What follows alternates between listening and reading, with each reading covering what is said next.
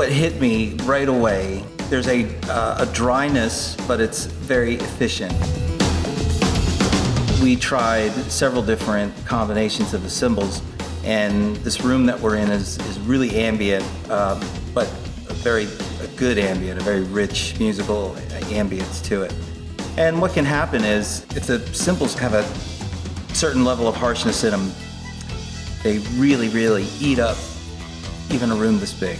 So my first impression is that the cymbals they're very efficient, they were very even, very musical, and they had a voice in the midst of whatever I was playing.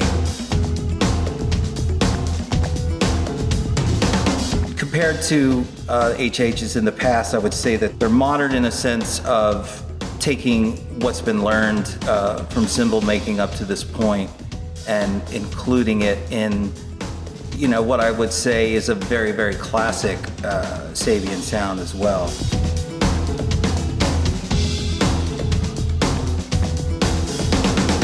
To me, the HH stuff has always been more of a modern slant on a hand-hammered, what one might call, dark vintage sounding.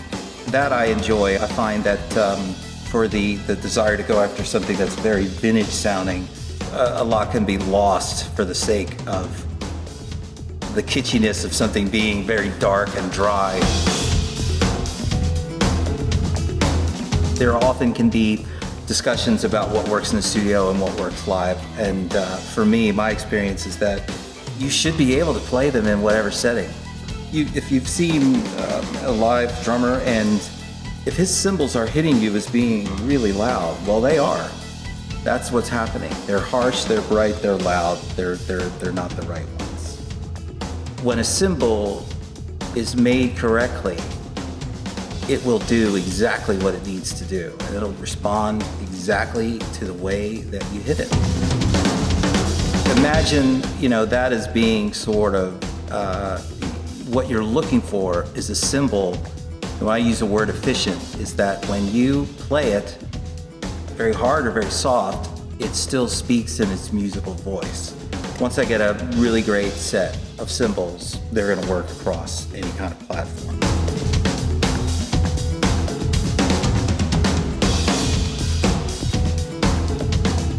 Bringing back the HH line, it's kind of, for me, it's reflective.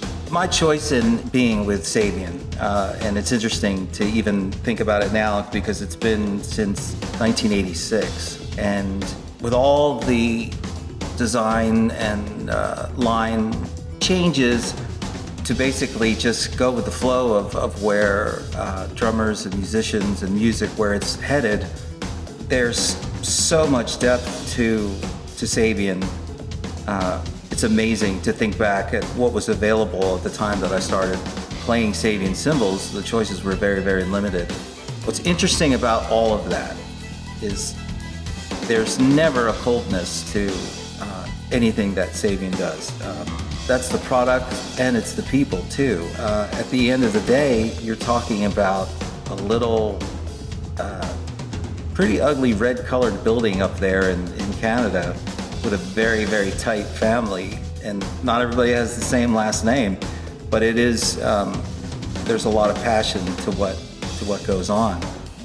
Initially, what brought me to it was seeing that Phil Collins played Sabian cymbals, and I mean, that was enough.